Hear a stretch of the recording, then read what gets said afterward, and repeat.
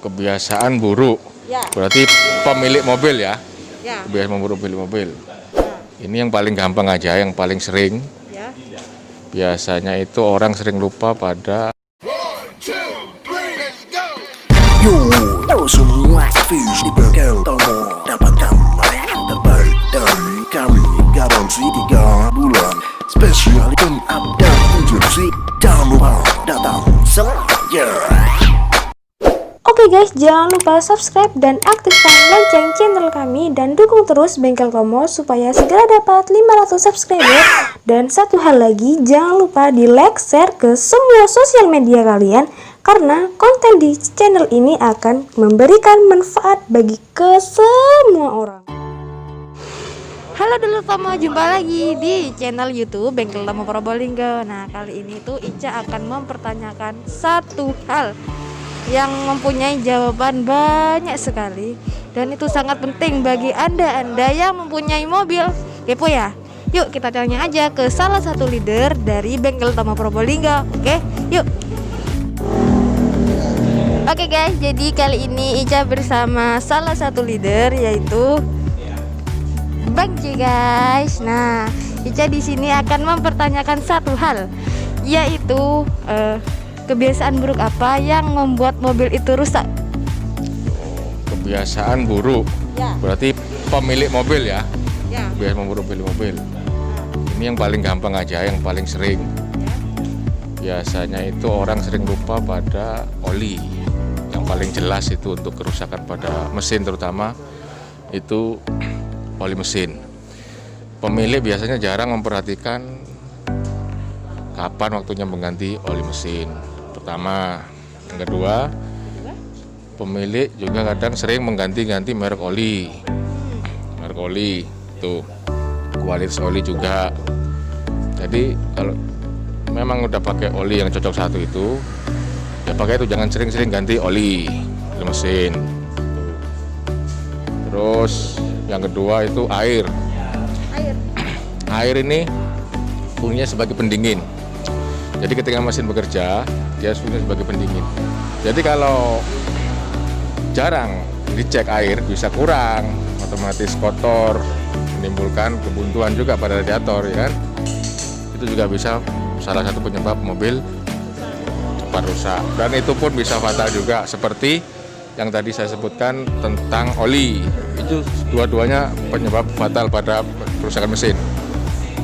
Untuk air juga seperti itu. Jadi setiap, alangkah baiknya setiap 6 bulan atau 20.000 itu dilakukan penggantian flashing air radiator. Jadi supaya kisi-kisi yang ada di radiator depan itu kan lubangnya memang kecil toh, biar tidak terjadi kebuntuan. Apabila buntu di situ, otomatis temperatur nanti akan naik. Dan itu nanti efeknya juga lebih banyak, merembet-merembetnya pada mesin. Tuh. Ini Pak J ya. Itu kan Pak J tadi jelasin tentang oli. Ya, oli itu sebenarnya itu maksimal apa minimum lah. Ganti olinya itu setiap berapa kilometer? 5.000. 5.000. 5.000, ada yang 7.000, itu tergantung oli, tergantung aditif yang kita pakai. Kalau pakai kita aditif itu bisa umur lebih panjang, seperti yang pernah kita gunakan itu dari produknya Lupromak ya. Aditif Lupromak itu bisa mencapai sampai 7.000. Sebetulnya sih 10.000, cuman kita kan juga memikirkan tentang penguapan oli loh. Dia kan nggak sampai 10.000, nanti kan dia menguap, pasti ada pengurangan di situ, level oli turun. Oke, selain oli sama air, apa ada yang lain yang Di mesin, apa? itu kan yang tadi yang saya jelaskan untuk kerusakan pada mesin. Yang ini nanti kerusakan tentang jalan, medan. Udah pangan. Jalan, betul. Kalau memang mobil sering melewati jalan rusak, sering masuk lubang lagi kan, itu juga mempercepat kerusakan pada kaki. Nanti akan menimbulkan bunyi. Banyak di situ. Ada tie rod, ada long tie rod, inner tie rod, itu long tie rod, ball joint, itu nanti bisa rusak, cepat rusak, bosik, lower arm, upper arm, itu nanti akan efeknya ke situ. Shockbreaker pun juga, support shocknya juga nanti bisa jebol, bisa robek, jadi menimbulkan bunyi. Untuk medan, terus pada transmisi juga gitu. Ini untuk mobil manual, saya sarankan supaya kaki kiri jangan sering ada di atas kopling.